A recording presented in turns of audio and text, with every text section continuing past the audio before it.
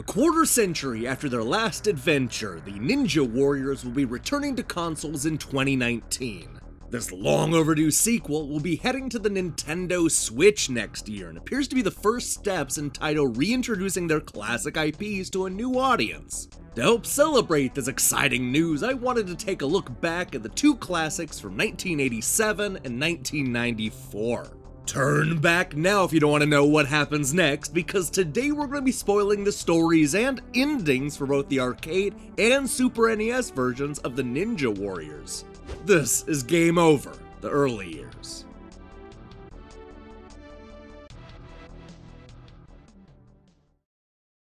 While the brand new Ninja Warriors will be based on the 1994 Super NES game, the arcade version came first, so that's where we're going to start.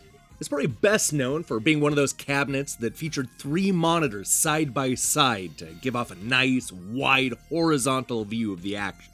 It stars a couple of android ninjas that have been specifically designed to sustain a large amount of damage, and that's a good thing, because their mission is going to put them up against an entire country's military force. So this game is set in the dystopian future of 1996, when an evil mass-murdering dictator named Bangler seizes control of the country El Kabar. This was once a peaceful and democratic country, but Bangler has taken over the industries and enforced martial law. El Kabar's allies are concerned, so they send in a red female ninja named Kunoichi, and Ninja, the male counterpart that's dressed all in blue. It's up to these two to take down the evil dictator, no matter what it takes. We see the impact from the moment we start the game, with the first stage taking place in a city that's clearly seen better days. The buildings have been damaged and the whole thing looks bombed out.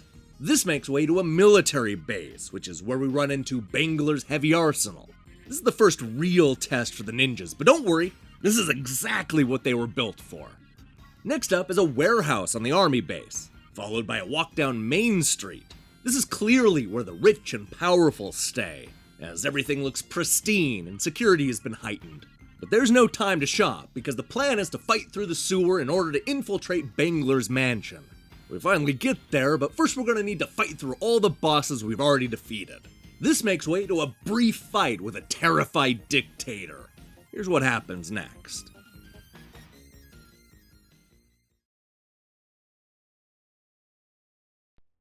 Mission accomplished.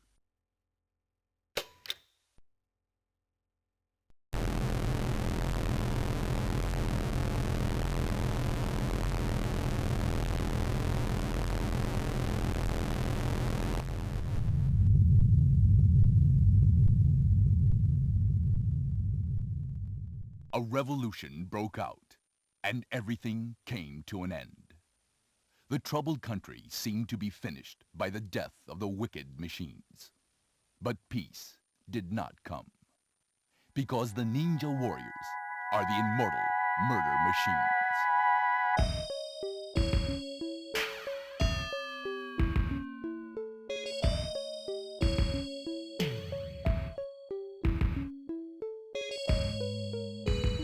Okay, we need to talk about this localization. Let's go ahead and rewind and read this out loud. A revolution broke out. Oh no, this is not a good start. And everything became to an end. Yeah. The troubled country seemed to be finished by the death of the wicked machines. But peace did not came. Because Ninja Warriors, they are immortal, murdering machines. First of all, yikes! That sure is an ominous ending. But getting back to the localization, this is just embarrassing. Let's hope Taito made more of an effort with the Super NES game. 7 years after the Ninja Warriors sliced their way into arcades, Kunoichi and her generically named male companion returned in a similarly titled console game. This Super NES game features a very similar story, what with Bangler seizing control of the once prosperous country and striking fear and terror into the hearts of everybody who lives there. We get a little more of the backstory about the resistance forces and how they were decimated in a surprise attack. With only 3 androids left, the freedom fighters only have one shot to take out Bangler and regain control of the country. Yeah, it's a familiar setup, but that's where the similarities end. Our adventure starts with the ninja warriors fighting through a recently destroyed military base, complete with broken windows and missiles falling from the sky. The goal is to make it through the facility in one piece and board a moving train to escape. It would have been a good idea, but there's a killer robot just waiting for somebody to try that plan. We destroy the robot and make our way to the ventilation area. This ends with the scariest dude with a chainsaw this side of Resident Evil 4. So our next stop is the subway station, which has clearly seen better days. Instead of pushing our luck underground, Kunoichi and company decides to ninja their way through the mall. Look, I know this is supposed to look torn down and destroyed, but it just reminds me of the state of malls in America in 2018. At least this one has actual stores in it, so that's something. Anyway, we eventually fight a wall walker in front of a bunch of standard definition televisions. The exit to the mall takes us directly to the freeway, which is where we see tanks, skyscrapers, and palm trees in the distance. There's also a gorgeous pink sunset, but we can't really enjoy that because there are too many enemies rushing us from all sides. Believe it or not, this ends with a tense one-on-one fight with a helicopter in the nearby car park. Okay, so we're getting close to Bangler's hideout, and Kunoichi knows it. She's walked all the way downtown and knows the next stop is a giant building that seems to change themes with each floor. At the top of the building is Bangler's office, which is supposed to be the final target. Unfortunately, Bangler runs away and leaves us to fight a couple of meathead robots with dumb masks. They eventually explode, but not before cluing us in to the whereabouts of the cowardly dictator. This information sends us to the snow-covered mountains, where we follow the train tracks right into a secret base. How convenient. So the final push plays out pretty much as you would expect.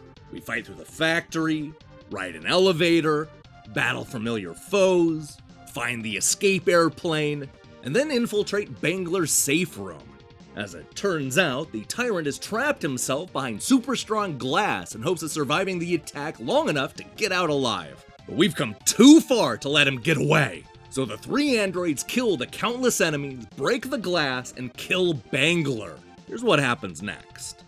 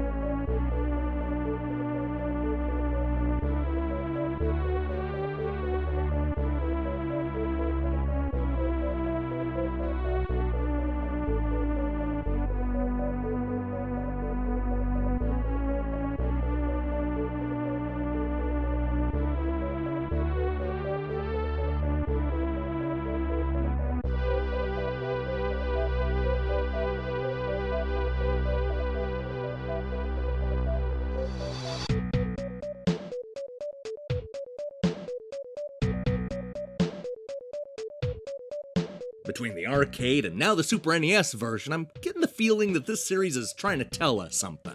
Both seem to hint at a much more sinister problem: the technology itself. Bangler is just one evil man, but the robots could eventually take over humanity and change the world forever. I'm not sure ending with a pithy "some things never change" comment really helps to drive that point home, but the subtext is still there. I'm curious to see where they pick up the story, especially given the information we get in the crawl. There's a lot of potential here, so I hope they don't mess it up. I guess we'll find out next year.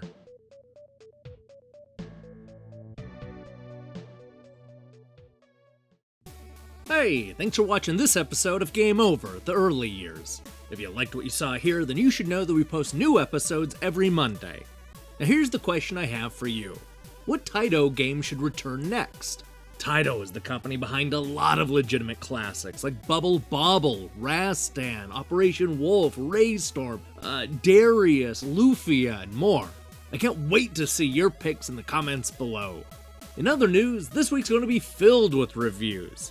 Look for Multitask Master, The Gardens Between, Elia, Crime Girl, and more. In the meantime, I strongly recommend you click that subscribe button and support what we're doing here. Until then,